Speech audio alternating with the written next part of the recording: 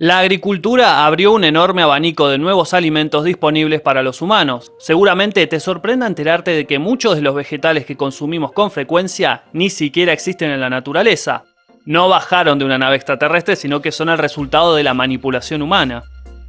Tanto han cambiado estos vegetales que en algunos casos, mientras sus versiones modernas son inocuas, sus antepasados silvestres son directamente tóxicos.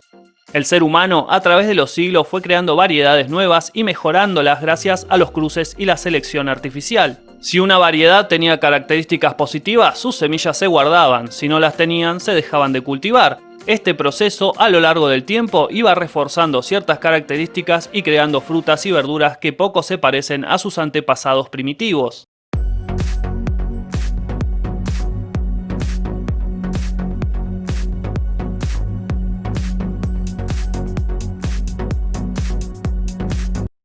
Empecemos por el zapallo o calabaza. Una de las especies más difundidas de esta clase de hortalizas es la cucurbita máxima.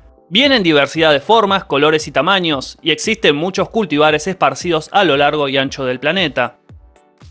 Uno de los miembros más famosos de la especie es la calabaza gigante del Atlántico, cuyos frutos han llegado a superar el récord de 1000 kilos, y cada año se realizan varios concursos alrededor del mundo para ver quién cosecha la más grande y pesada. A pesar de su tamaño colosal, su pulpa es bastante insípida comparada con sus parientes de tamaño más reducido.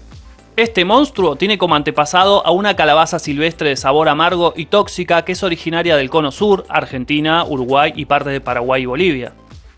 Al parecer, los cultivos de calabazas y zapallos no empezaron para aprovechar su pulpa, sino que los aborígenes consumían sus semillas, que aportan proteínas, hidratos de carbono y minerales como el zinc.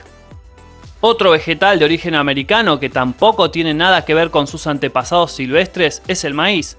Anualmente se producen en el mundo alrededor de 1000 millones de toneladas de maíz. De este cultivo depende la alimentación de millones de personas y de animales. De sus semillas se obtienen diversos productos como el almidón, el aceite y el jarabe de maíz de alta fructosa, utilizado como endulzante en numerosos productos alimenticios industriales, también conocido como JMAF. El maíz, tal y como lo conocemos, no existe en la naturaleza, sino que proviene de un teocintle, un grupo de hierbas frecuentes en México. Salta a la vista que las mazorcas del teocintle poco tiene que ver con las perfectas que lucen las mazorcas de los maíces domésticos. Según datos moleculares y arqueológicos, el cultivo del maíz tendría entre 6000 y 10000 años de antigüedad, y su cultivo se propagó desde México hacia el norte y el sur del continente americano. Ahora vayamos al sudeste asiático. Este lugar es el origen de los cítricos, los árboles frutales más populares del mundo. ¿Quién no tiene o conoce a alguien con un limonero o un árbol de mandarinas en su patio? Según investigaciones genéticas, las decenas de variedades de cítricos que existen en el mundo provienen solamente de 10 especies silvestres que a lo largo de la historia se han hibridado, seleccionado y vuelto a cruzar entre sí. Por ejemplo, se ha encontrado que parte del genoma de las mandarinas proviene de los pomelos, y a su vez, la naranja viene de una cruza entre mandarinas y el pomelo chino, el cítrico más grande del mundo, que tiene olor a pomelo, pero su jugo es bastante parecido al de una naranja. Como ven, la familia de los cítricos es bastante compleja. Desde el sudeste asiático y Australia, los cítricos se expandieron por todo el mundo. El primer cítrico introducido en Europa fue la sidra o citrón durante la época del Imperio Romano.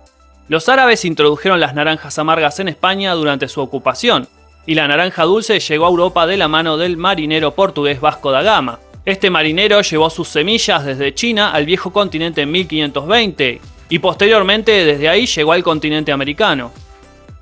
Hoy en día, debido a los cruces y selecciones, contamos con numerosas variedades de cítricos que van desde el anteriormente mencionado pomelo chino, pasando por la mano de Buda hasta el caviar cítrico, ahora de moda en los restaurantes de alta cocina. Entre las verduras mutantes que consumimos los humanos encontramos a la familia de la col, desde los repollitos de Bruselas, odiados por los niños, hasta el brócoli, amado por los deportistas. Esta especie contiene muchas variedades domésticas tan diferentes entre sí que es increíble que sean de la misma especie, algo parecido a lo que pasa con las distintas razas de perros, que son en muchos casos extremadamente diferentes entre sí. El cultivo de la Brassica oleracea, el antepasado común de todas estas variedades, viene desde muy antiguo. En su estado original es una hierba bianual que crece aferrada en los lugares arenosos o pedregosos como los barrancos a orillas del océano. La variedad de formas que vemos hoy en día son consecuencia de una selección reproductiva en la que se tuvo en cuenta potenciar determinados rasgos. Por ejemplo, para los brócolis y los coliflores se potenció la formación de flores.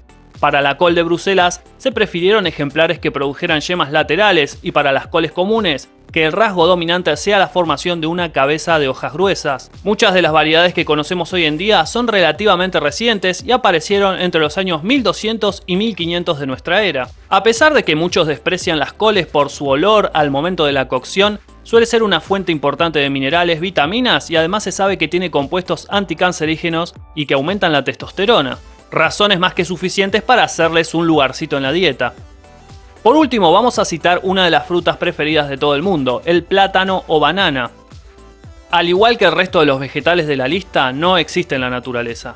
Se sabe que la banana tal y como la conocemos proviene del cruce de dos especies, Musa acuminata, que da unos frutos pequeños pero sin semillas, y Musa balbisiana, que posee frutos más grandes pero con mucha semilla y fibra. Este hecho es importante tenerlo en cuenta dado que la ingesta de sus frutos puede causar taponamientos en el intestino y se dan casos en el sudeste de Asia de gente que necesita operaciones para resolver este problema, o sea, se le taponan las tripas. Se estima que el cultivo de la banana tal y como la conocemos empezó hace 6.000 años en el sudeste asiático, llegó a África hace 2.500 y los portugueses la llevaron a Europa y a sus colonias. Dado que esta especie necesita un clima cálido para producir sus frutos de manera exitosa y rentable, los grandes países productores suelen encontrarse en el trópico. De hecho, la producción de banana fue tan importante que se volvió el cultivo principal de varios países en el siglo XX. El término república bananera se aplica para referirse a un país que depende de un solo producto, cuyo gobierno es débil, corrupto y además es influido por los deseos de un pequeño grupo, generalmente empresarios extranjeros. El término fue acuñado por el escritor estadounidense William Sidney Porter, alias O. Henry, en 1904 en el cuento El Almirante y se inspiró en Honduras, donde residía.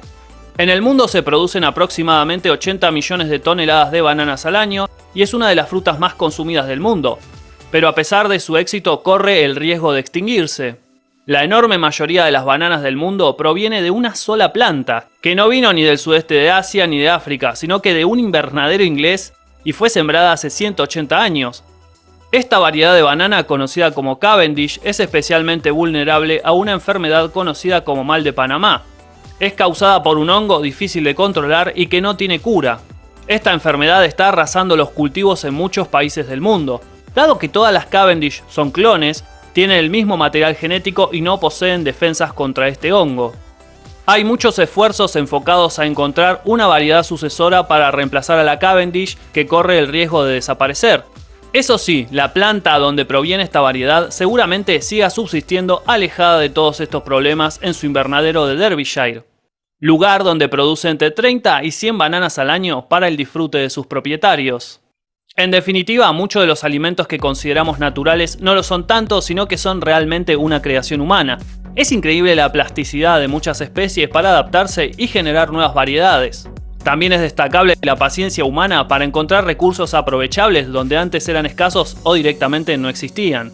Como siempre les pido, dejen un like y compartan este video. Están invitados a dejar sus opiniones en la caja de comentarios también, como siempre. Nos estamos encontrando en otro video de Detrás del Dato. ¡Saludos!